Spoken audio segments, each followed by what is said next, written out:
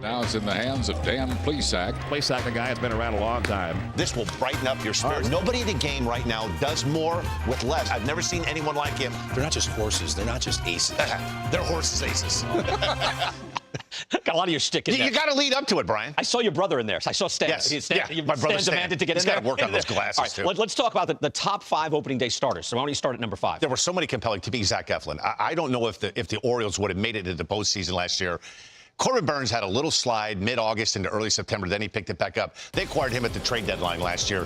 He was really good for the Orioles, and they're going to need that. Grayson Rodriguez starting the year on the IL. I'm a little concerned about the depth and the health of the starting pitching of the Orioles. Love their everyday lineup. Great young position players. They need Eflin to step up big. I see you going to 4 and 3. You're talking top of the food chain guys. Who's number 4?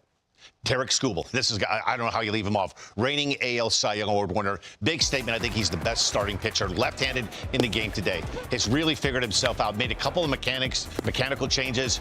Great fastball, touches 100. Really good slider. His changeup has gotten a lot better. Pitches deep into games. He's a workhorse, and I think he gives A.J. Hinch a legitimate ace. I think my top 2 and my top 10 this year were these two guys. You had Skubal. Skubal was number 2. Paul Skenes was number 1. He's number 3, and it's hard. Like, I know you can look at this and go, how could he be number 3?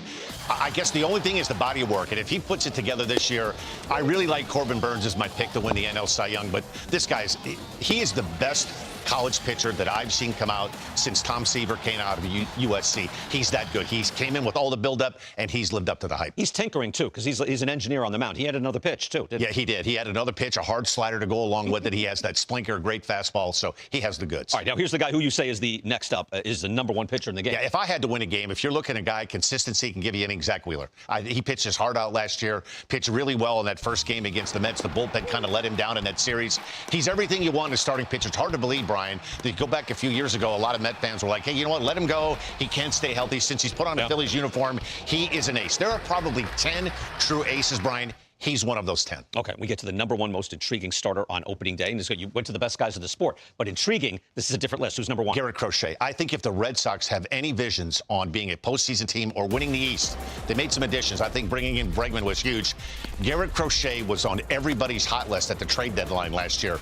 The Red Sox gave up a lot to acquire him to the White Sox. He's had a magnificent spring training. I know that you love this guy. There's a lot of swing and miss. It's still yet to be proven. Can he do it through an entire 162-game schedule? If he gives the Red Sox between 25 and 30 starts, pitches somewhere around 160 to 180 innings, they're going to be right in the AL East. Right. He was number 1 swing and miss guy in the sport last year. If he gives significant innings to that club on the rise, you're right. That'll be one of the biggest impacts in baseball. You know, there's always a concern when you're playing on a team that struggled like the White Sox are. Now all of a sudden you're in the spotlight at Fenway Park. Listen, he had a lot of pressure coming on him into spring training. They're expecting this guy to be what they thought they were getting in Chris Sale several years back. He's had a really good Grapefruit League. Yu Darvish, bad news for the Padres. Expected to open the season on the injured list. This from Dennis Lin. Darvish has elbow inflammation. He's 38 years old. You see the rest of the rotation there competing for 2 opening day spots. But Dan, this is especially disappointing that Darvish is going to be out. Let's listen to Mike Schilt first. He's in a rest phase. Did not play catch yesterday. Going to go a couple days, just give it a little bit of a rest, work on some other things physically, and then reboot. You know, we'll determine that as it goes. But just taking a little break from playing catch and go from there. Well, it makes a couple, 3 guys that are competing for the last spot create an opportunity to open up one more. So that's one thing that's wonderful about this game is, you know, the opportunities that can be presented. And all those guys have worked really hard to put themselves in a good position, and we still have a couple more days where we have to make some hard decisions.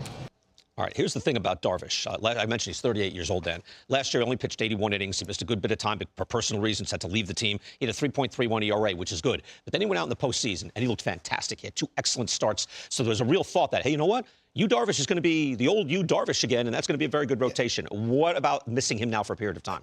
It's going to be significant when you're trying to catch a team like the Dodgers. I think head and shoulders right now, the Dodgers are the best put-together roster there is in the sport. It puts a lot of pressure on Dylan Cease, Michael King, Nick Pivetta. That was a huge offseason signing now for them. Yeah. And they're going to have a little bit of competition. It looks like Randy Vasquez is going to nail down that 4th spot. It's probably going to be between Kyle Hunt and Steve Kolek going for those last couple of spots. Kolek last year pitched in Korea, pitched very very well. They're hoping a lot of guys have gone over to that part of the world, and they've come back and they pitch very well.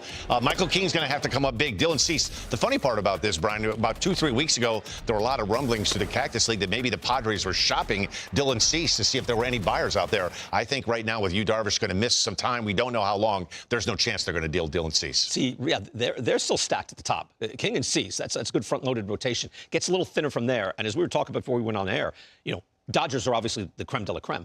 Diamondbacks are much better. They get Corbin Burns. Giants are improved a bit. So you don't have much wiggle room here if your rotation is thinner. Yeah, I think the sneaky team to watch is the Giants. I think Justin Verlander is going to bounce back and have a really good year. I'm a big fan of Logan Webb.